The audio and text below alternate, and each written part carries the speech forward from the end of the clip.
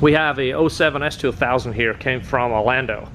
He has the Science of Speed kit already on it.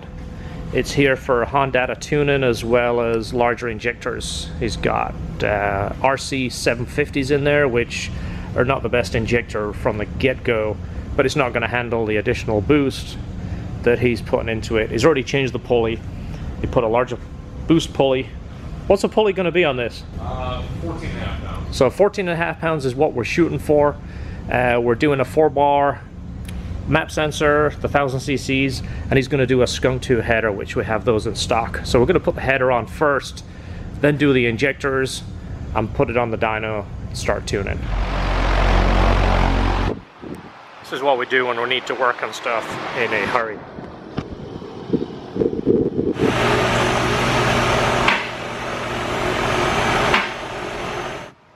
So we got this X-brace on here the customer wants us to take off, and of course it has to come off to get the heat shield out. The heat shield is somewhat jammed up in there. So this is what the header looks like from the bottom. You've seen by some of our last videos, in fact the last one we showed you about our impact braking and we got it fixed. Look at this sucker that just came in. No, I say it just came in, I ordered it. But it's the 1/2-inch one, the 1,000 foot-pounds of torque. It's got 2 different settings, low and high. Well, these subframe bolts on the S2000, we usually use that with air impact. I decided to pull this out, and this middle one we're going to take out, so we have to load the subframe for the Skunk header. So let's see what this bad boy can do. Ready? That thing is killer.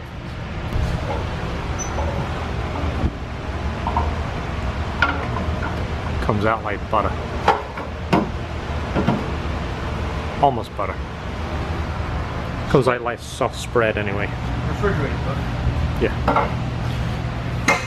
You can spread it, but you're probably going to mess up your bread. That's true.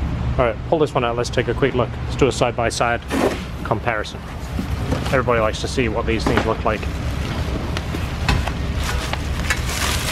We install a lot of these, but we're so used to seeing them, we don't usually show too much detail of what you're getting. I know what we'll do is we'll take it in to show the customer. The customer is waiting for this in our showroom right now, so.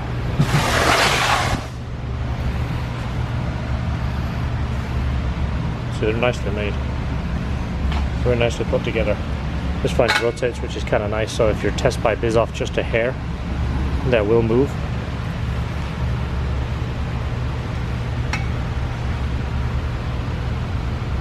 There she is. Now at this point, while George is wrestling that header up into the spot, I'm going to put this guy on. I'm going to use my my advantage to being like way tall to reach up there. That just scared me. So I'm going to put my arm through there, put on one of those, and that way we can lower the car and not have the header falling out head again.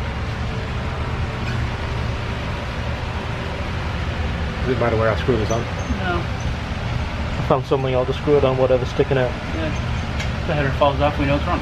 Yeah. Alright, do the test. Back away. Good.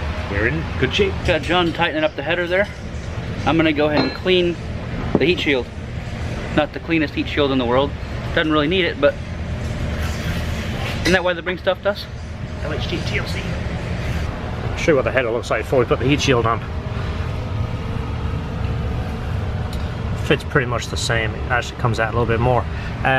Do recommend you put this heat shield on, the one that George is just cleaning right now, because all of this area has so much heat next to the header, like that fuse box and battery. Over time it does degrade the battery, and obviously the fuse box over time will get melted as well as the AC lines. So you do want to put that heat shield back on. It is a pain to put back on sometimes, but it is something you got to put on, and you do have to put all 4 bolts back in it because it will rattle. So the heat shield is on now, and what I always do on stainless headers is wherever you touch it, you're going to leave greasy prints. Give it a spray with some brake cleaner. Get your greasy paws off my header, and then when it turns gold, it doesn't stain it. Gives it a nice even gold look, because your fingerprints, once they get baked on there, they don't come off. So here we are. Customer is going to install his injectors himself. Alright, so this is the away team. We don't let this happen very often, so you should be considered to be honored. We don't let anybody work on their car in our shop. But if he messes up, at least he can't blame us, right? It's true. So he's putting the 1000cc injectors in right now.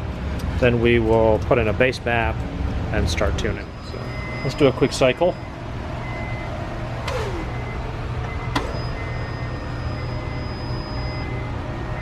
I think we're in good shape. Don't see anything, don't smell anything. I don't see anything wet. We're good. Alright, there we are strapped on. I'm going to do a little bit of drivability with it first, a little bit of light throttle cruising and medium throttle pulls before we start cranking on it. And today is a beautiful, cool day. This is the day after that tropical storm Emily went by, so now it's beautiful outside. It's nice blue sky, but it's nice and cool for Florida anyway.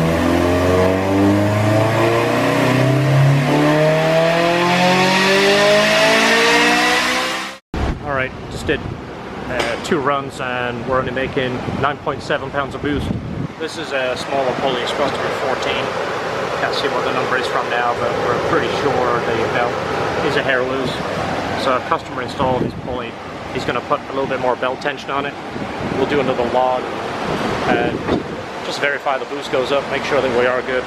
One thing about these kits, there isn't a lot of places for boost to escape. So it's pretty sure just the belt.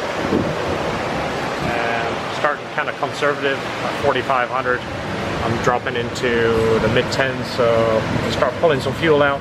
But I don't want to make too many changes until we get all the boost that we're supposed to have, otherwise it's going to throw my tune off too much.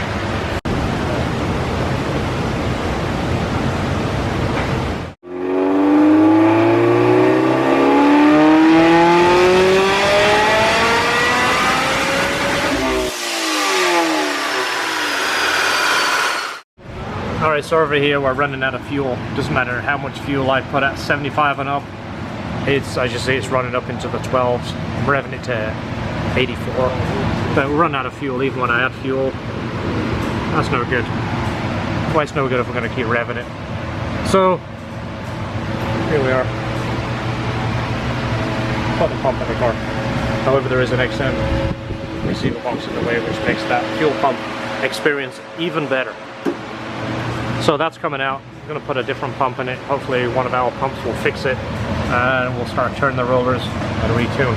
So we found the fuel problem. He took the pump out and it turned out it was a stock fuel pump, which is quite amazing. The last one I did, I got to about 340 to the tire and couldn't get enough fuel in it. I'd never rev it out because it would just lean out. So this is actually a good OEM pump. It's probably the strongest one I've seen on the S. Again, this is an 06 car, so this is the slightly shorter pump. So you have to do a little bit of tweaking to get the Walbro in there, but that's what we put in. We put one of my favorites. You know what it is, the GSS 342. That's my favorite pump. What sucks is I'm going to have to retune all the maps to get the fuel down. Mid-range might be kind of close, but as soon as we get other 3,000 or 4,000 RPMs, that is all going to change. But hopefully we'll hit our magic number. Right now we're at 386, and like anybody, 400 just sounds a whole lot better. Fuel pumps in, and hey, look at that, tons of fuel. All the fuel where I tried to add it, now it's got tons of it. Now I'm gonna start pulling all the fuel back out.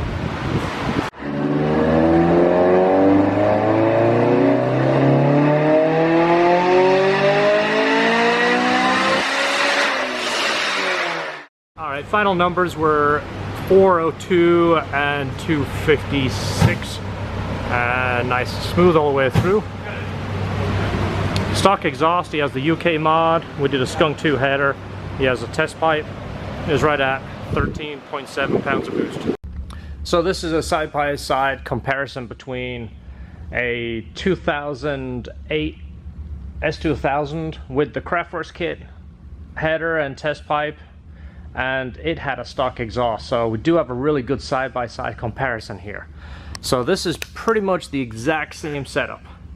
This is a one's an 07, the The blue is an 07, the Signs of Speed kit. The red is an 08 S2000. It's literally exact same boost, so it kind of shows the same thing. Horsepower starts falling off. We're taking it right here to 82, the red stock exhaust falling off. And it's falling off in the exact same spot if you look at it. The peak, right at 400, just a hair of a 400 in the exact same spot. So 8200 is kind of giving me a good indication that exhaust is just running out of airflow. So at the end of the day, as you saw, there's very little between them. The Kraftwerks kit does make a little bit more power, and again, I can sell them cheaper than Signs of Speed. That's my biggest reason for selling them. Try and give you the best value for your money. That's why we sell the Kraftwerks kit. If you do bring us a Signs of Speed kit, Vortec kit, Comtech, we're happy to install and tune it. And again, we'll do the best we can. We get paid to make you horsepower and reliability. Nothing else. Nobody else pays us to do it. You're paying us. We do the best for you. I appreciate you watching. And the guys that made the drive from far away, we do our very best to accommodate you. We really appreciate you making the drive. I know it's a lot of driving and a lot of planning to get a car thousands of miles away. So when you do that, we go the extra mile for you. If we have to do extra little TLCs, extra work, extra cleanup, that's what we do. You're our customer, you're important to us, that's why I'm here. That's why you see that name is behind us for 21 years. I started this as just me in 1996. I'm still here, I'm still getting paid to do what I love. You guys are paying me, so thumbs up if you would, subscribe, keep watching our videos, we've got more cool stuff to come, and keep enjoying your cars.